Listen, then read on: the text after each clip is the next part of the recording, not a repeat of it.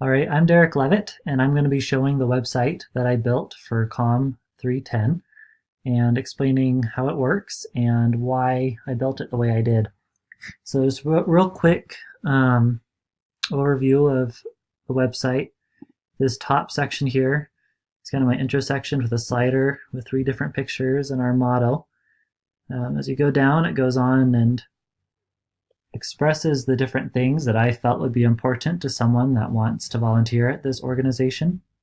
The first one is what is needed with the different jobs or things that we need people's help with in this organization. The second section is for the testimonials, and so it's got 2 very different people and their experience with this organization, proving that really you don't have to have any experience with horses to still get involved and make a difference.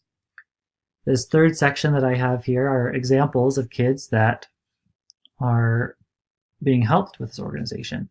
And the pictures don't look great. That's because they're a gallery. If you click them, the full picture pops up and it looks good. It has each of their kind of stories to kind of show how real these people are and how their dreams are being met and helped by this organization. And then finally, it's my call to action section, the volunteer now, which is really the whole purpose of the site, is to help get people to want to volunteer to help these kids to achieve their dreams and to compete at national competitions, which is what this motto up here says. As I was creating this website, there are a couple design things that I did that I focused on. And the first was the color. I used a lot of black, gray, and whites because I felt they matched a lot of the pictures really well, and it just looks very professional. I also used this left alignment here. Just about everything is, well, everything is aligned here on the left to make it look crisp. The main thing that I learned while making this website is how to add custom code to a WordPress site. I had never done that before.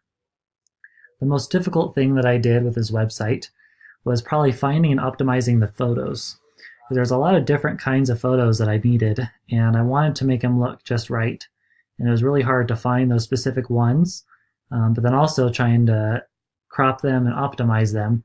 I hadn't done a lot of that before, and so it was a good learning experience to do that.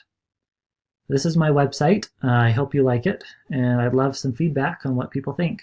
Thanks.